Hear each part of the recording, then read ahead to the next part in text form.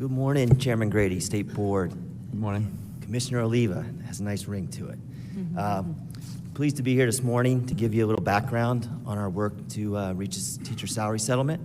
I am proud to announce that on April 19th, we reached tentative agreement, and on April 20th, our board approved it. The union's working through the ratification process right now. So let me talk a little bit about the deal. So we were able to provide a 3.5% blended average salary increase.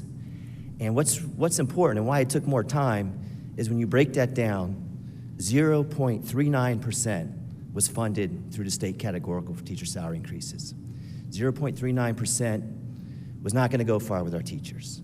We recognized, our board felt we had to do our absolute best to recognize our teachers, particularly in a time where they've gone through basically hell for 2 years.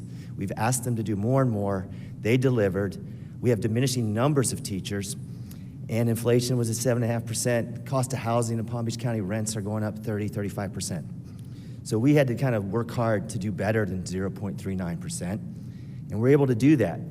And you heard from Superintendent Bradford, I believe, that said, you know, the October FT counts are critical to school districts to really get a handle on their funding.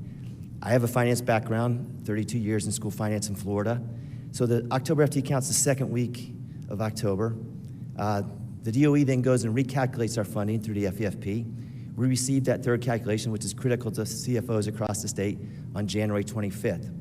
At that point, we were into the legislative session, and we had some big issues that were getting worked out in next year's budget with the $15 minimum wage, what's going to happen with FRS rates, and it was helpful to us to kind of follow that process very closely to get a better handle on what we could expect for funding for next year and know as much as we could about our financial position so that we in turn could provide the best salary settlement to our teachers.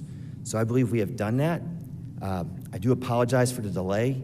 The reason again was just that, you know, with teachers already leaving the profession in droves, and you heard from Monroe County Superintendent about the challenges of attracting teachers to a high-cost part of the state. And with diminishing numbers and education college programs across the U.S., we just really wanted to value our teachers as much as possible. We will work next year to try to abide by the deadline. We're going to start early, and now that we've got I want to thank the board and the legislature for whatever role you played. Next year's budget is far more generous and gives us more to work with, so I think we'll be able to work more expeditiously. Thank you, Superintendent. Members, any questions for the Superintendent?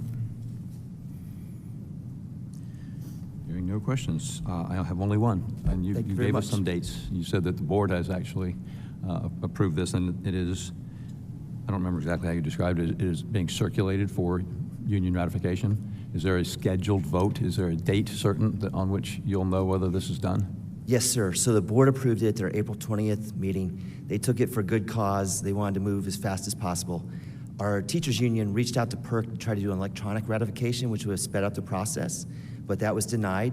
So they're having to do the paper ballots, and that takes a little bit more time. I expect that to be done. The union controls that process, but they're anxious to get it ratified. They're thrilled with the settlement.